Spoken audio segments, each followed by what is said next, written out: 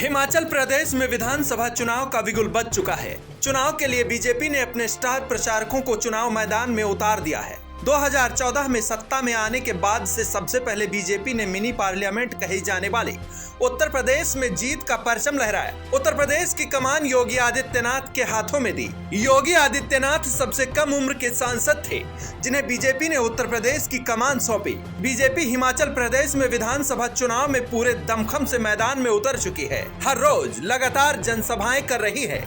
BJP सत्ता में दोबारा लौटने के लिए पूरी ताकत लगाए हुए है।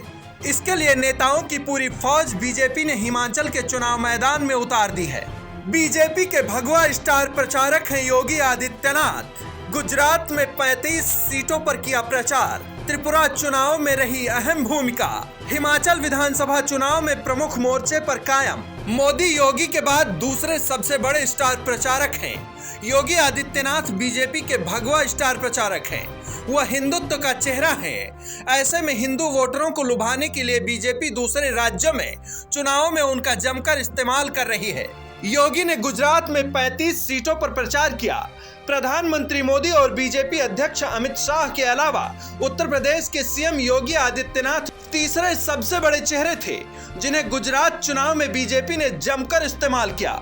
योगी ने गुजरात गौरव यात्रा में शामिल होने के साथ साथ 29 जिलों की 35 सीटों पर चुनाव प्रचार किया। तब बीजेपी प्रवक्ता डॉक्टर चंद्र मोहन ने कहा था कि ब्रांड योगी का जादू अब दूसरे राज्यों में भी दिख रहा है। इससे पहले हुए हिमाचल विधानसभा चुनाव में भी कई जनसभाएं की। पार्टी ने उत्तर प्रदेश में उन इलाकों में योगी की रैलियां कराई जहां राजपूत मतदाताओं की संख्या अच्छी खासी थी। योगी ने हिमाचल में मोदी और अमित शाह से कहीं ज्यादा जनसभाएं करने का काम किया। त्रिपुरा की जीत में योगी की भूमिका अहम रही।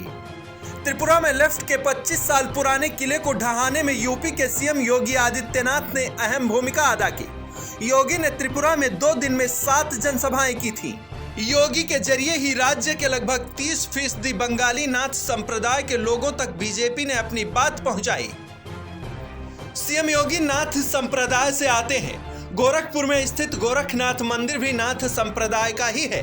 गुजरात के त्रिपुरा में बीजेपी की जीत में अहम भूमिका निभाने वाले उत्तर प्रदेश के मुख्यमंत्री योगी आदित्यनाथ की डिमांड कर्नाटक में भी बढ़ गई है। कर्नाटक में कुल 30 जिले हैं और चुनाव के समय में हर एक जिले में उनकी रैली कराने की योजना बनाई गई है। योगी एक दिन में यहां 3 रैलियों को संबोधित करेंगे। हालांकि वो कर्नाटक में जनवरी के महीने में बीजेपी की परिवर्तन रैली में भी शामिल हुए थे। इस दौरान उन्होंने सिद्धारमैया के हिंदू होने पर सवाल उठाया था। योगी ने कहा था कि अगर सिद्धारमैया हिंदू है तो गोमांस खाने वालों की वकालत क्यों करते हैं। सिद्धारमैया की ओर से भी योगी के कर्नाटक में होने को लेकर बड़ा बयान आया था। केरल के लेफ्ट के खिलाफ सड़क पर योगी केरल में बीजेपी आरएसएस के कार्यकर्ताओं की हत्या के विरोध में प्रदेश की माकपा सरकार के खिलाफ योगी आदित्यनाथ सड़क पर उतरे थे। केरल में बीजेपी द्वारा शुरू किए गए जन रक्षा मार्च कार्यक्रम में योगी शामिल हुए थे। तब उन्होंने कहा था कि यह जमीन अब ज्यादा दिन लाल नहीं रहेगी, इसे अब भगवा में बदल देंगे। योगी केरल यात्रा के दौरान वामपंथी हिंसा में मारे गए आरएसएस कार्यकर्ताओं का मुद्दा सुर्खियों में लाने में कामयाब रहे थे।